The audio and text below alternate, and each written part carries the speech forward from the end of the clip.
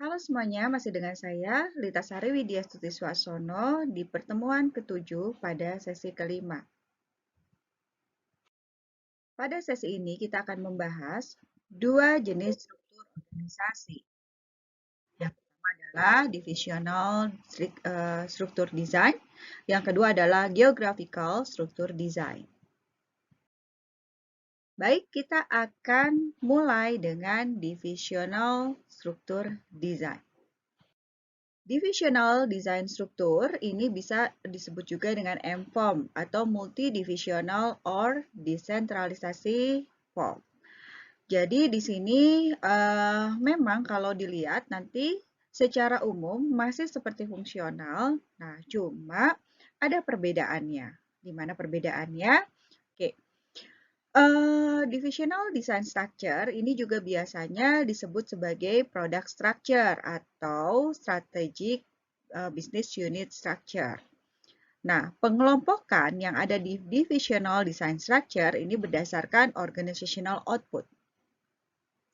Apa sih bedanya dengan functional design structure dan kapan sih kita menggunakan yang namanya divisional design structure? Nah, kalau misalnya sebelumnya kita bicara tentang functional structure, maka di sana ada departemen-departemen atau unit-unit, pengelompokan berdasarkan departemen atau unit. Nah, masing-masing departemen ini melakukan tugas sesuai dengan fungsinya. Nah, sedangkan kalau divisional design structure ini biasanya untuk perusahaan terutama yang sudah memiliki banyak produk ataupun mempunyai strategic business unit, mereka akan membagi berdasarkan strategic business unitnya dulu atau berdasarkan produk-produknya dulu, baru nanti di dalam divisinya, masing-masing divisinya atau produknya akan ada fungsi-fungsi seperti yang terlihat dalam functional design structure. Kita bisa belajar apa itu divisional design structure itu dari Google. Nah, Google pada awalnya adalah perusahaan kecil yang bergerak di bidang information technology, terutama di search engine dan advertising melalui search engine. Nah, kemudian CEO-nya yaitu Larry Page, dia melihat bahwa ke depan ini banyak peluang-peluang yang bisa dihasilkan oleh Google. Oleh karenanya, Larry Page kemudian mendirikan sebuah perusahaan yang lebih besar, yaitu Alphabet. Nah, Alphabet ini akan membawahi banyak produk-produk yang akan diciptakan oleh para founder dan para pendiri dari Google.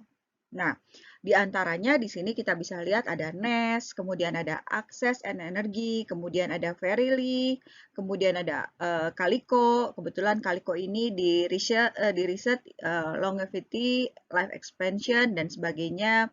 Sedangkan Sidewalk Labs ini produk yang menyediakan urban innovation solving cities problem. Jadi ini seperti mengembangkan smart city. Dan masih banyak lagi seperti Jigsaw, terus kemudian Google sendiri dia memiliki beberapa lagi yang namanya business unit. Di sana ada YouTube, kemudian ada core Google Search Engine-nya, ada technical infrastructure, ada Google Map, ada Google AdSense, dan lain-lain. Nah, inilah yang disebut dengan pengembangan organisasi yang semakin kompleks dan juga semakin besar. Baik, untuk perbedaan apa sih beda functional structure dan divisional structure bisa dilihat di gambar ini. Kita lihat gambar yang pertama, yaitu functional structure.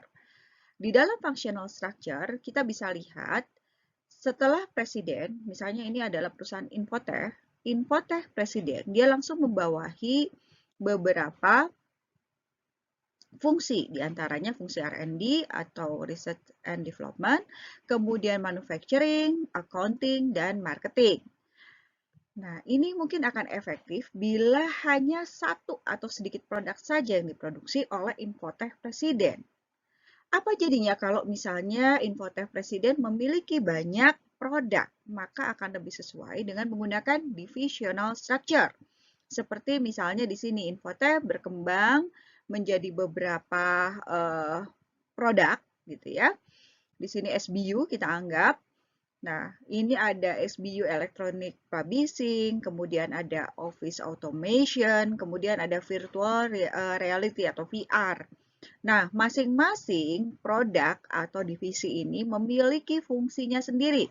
Ada fungsi R&D, ada fungsi manufacturing, ada fungsi accounting, dan ada fungsi marketing. Demikian juga dengan Office Automation, dia memiliki fungsinya masing-masing.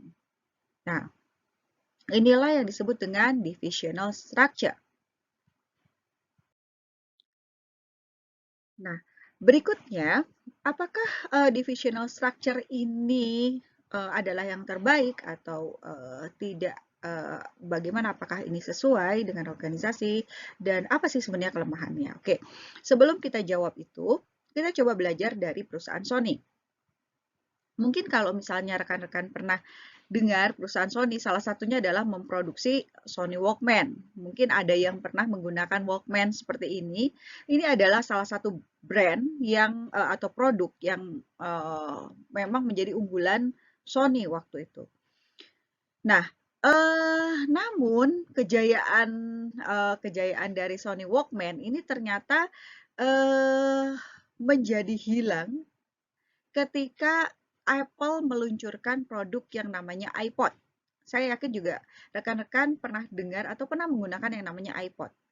Jadi iPod ini adalah alat untuk memutar musik, tapi musik-musiknya bisa langsung di-download dari program yang ada di sana. Menurut saya ini sangat sangat memudahkan customer, dan ini juga memudahkan customer yang lain untuk mencari lagu sesuai dengan kebutuhannya. Nah, ketika iPod ini diluncurkan, Sony yang dengan pemutar musiknya ini dia turun penjualannya. Bahkan kalau dilihat angka penjualan Apple ini mencapai 60%. Jadi di Amerika sendiri mencapai 60% nih untuk pasarnya direbut oleh Apple seperti itu. Nah, apa sih yang terjadi dengan Sony? Nah, Sony sendiri ternyata memiliki beberapa divisi. Nah, Sony Walkman ini ada di salah satu divisi yang memang memproduksi Sony Walkman. Sedangkan Sony juga memiliki yang namanya Sony Stage Digital Archive. Ini adalah salah satu divisi yang ada di Sony. Divisi ini bertugas untuk membuat software untuk mendownload lagu.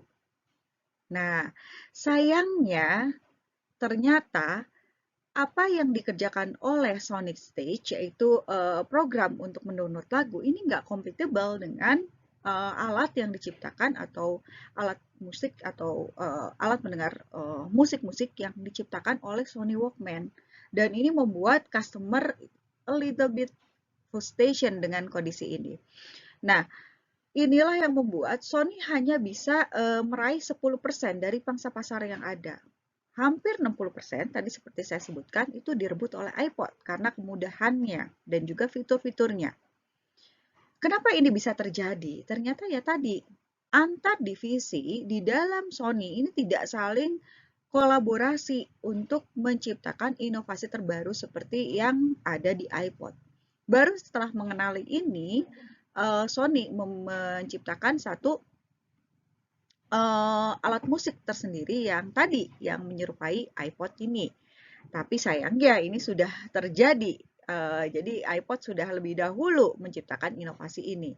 Yang sebenarnya itu sudah bisa diciptakan oleh Sony sebelum-sebelumnya kalau terjadi kolaborasi yang baik antara divisi yang ada di Sony. Berdasarkan tadi, maka kita coba lihat apa sih sebenarnya keunggulan dan kelemahan dari divisional structure. Dilihat kalau yang pertama, divisional structure ini lebih pas, lebih cocok untuk lingkungan yang berubah cepat atau juga lingkungan yang nggak stabil di dalam lingkungan organisasi. Jadi masing-masing divisi ini bisa mengambil keputusan sesuai dengan kondisi yang ada atau kondisi yang sesuai dengan kebutuhan divisi. Yang kedua, keunggulan dari divisional structure ini dengan tadi ya adanya kecepatan untuk beradaptasi dengan perubahan yang ada di lingkungan, ini akan membuat customer lebih puas karena setiap produk ini bertanggung jawab, sehingga kita tahu kalau misalnya kita mau komplain, kita akan komplain di divisi yang mana. Misalnya kita rusak satu gadget, maka kita cukup komplain ke divisi yang memang menangani komplain untuk gadget tersebut, bukan ke divisi yang menangani gadget yang lain misalnya. Kemudian yang ketiga, di sini melibatkan koordinasi yang tinggi antar fungsi. Karena tadi kalau kita lihat masing-masing divisi memiliki fungsinya. Nah, koordinasinya justru akan lebih kuat dibandingkan kalau misalnya masing-masing fungsi misalnya ada di seperti tadi function yang sendiri-sendiri. Terus kemudian yang keempat itu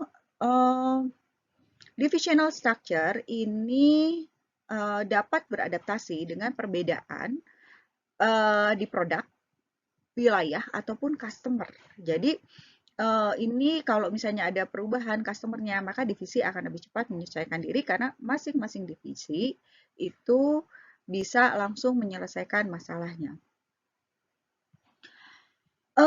Struktur ini akan lebih pas untuk organisasi yang besar dengan sedikit produk atau sejumlah produk saja.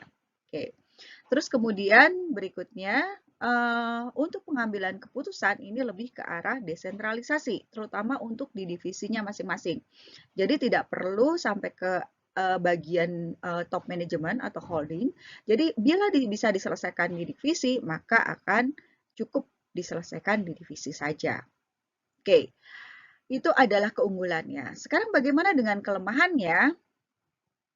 Yang pertama nih kelemahannya, karena masing-masing divisi memiliki fungsi, ini tentu akan menurunkan nilai ekonomis karena cost of biaya yang diperlukan untuk operasi ini menjadi semakin tinggi.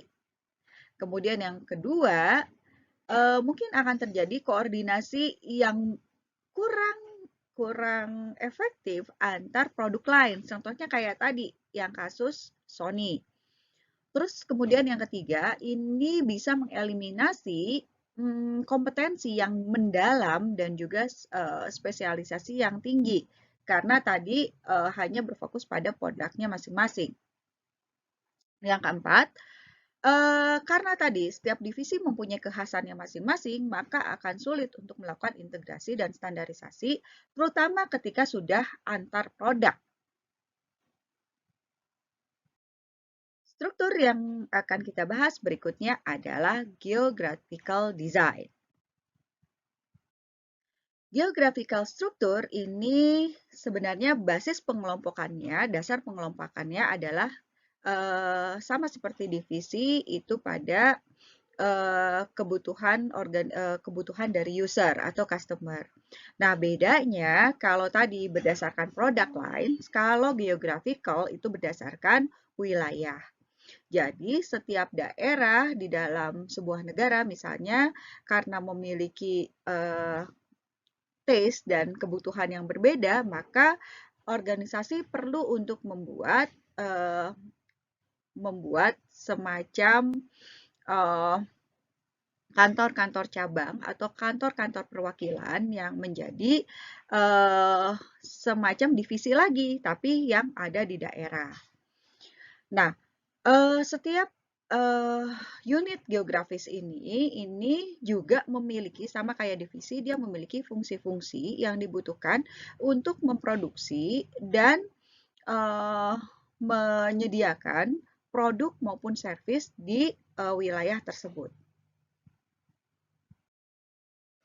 Kita lihat contoh dari geographical structure. Contohnya, CEO ada di Jerman misalnya. Nah, CEO yang ada di Jerman ini, dia memiliki beberapa region. Salah satunya adalah di Amerika, yang kedua adalah Brasil, ketiga Asia Pasifik, dan keempat adalah Western Europe atau Middle East. Nah, pembagian ini tentu atas dasar pengelompokan wilayah ini tentu atas dasar reason dari organisasi gitu ya, disesuaikan dengan tadi taste dan need dari customer. Nah, di Amerika sendiri dibagi lagi menjadi North America dan Latin America. Kembali pembagian ini berdasarkan taste dan need dari customer. Baik, dari penjelasan tadi ada beberapa hal yang perlu diingat. Salah satunya adalah functional grouping dan divisional grouping atau grup berdasarkan fungsi-fungsi dan grup berdasarkan divisi. Ini adalah dua pendekatan atau dua struktur desain yang paling sering digunakan oleh organisasi. Yang kedua, setiap struktur itu memiliki kelebihan dan kelemahannya masing-masing. Yang ketiga, pada struktur fungsional maupun divisional, manajer juga memiliki cara atau linkage horizontal atau mekanisme untuk koordinasi secara horizontal untuk melengkapi vertical dimension yang begitu kuat di functional maupun divisional grouping. Jadi kalau kita lihat di sana, functional dan divisional grouping ini sangat kental, lebih ke arah lebih menekankan ke arah uh, vertical dimension.